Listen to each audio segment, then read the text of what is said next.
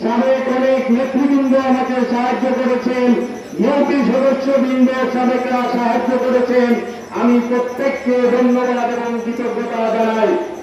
আবারও আমি এই নির্বাচন কমিশন এবং আমাদের উপজেলা প্রশাসন এবং ম্যাজিস্ট্রেট বৃন্দ, বিজিবি, র্যাব, পুলিশ সহ যতগুলো সংস্থা এই নির্বাচনে পরিশ্রম করেছেন, আমি তাদের প্রত্যেককে আবারও আন্তরিক অভিনন্দন এবং কৃতজ্ঞতা জানাচ্ছি।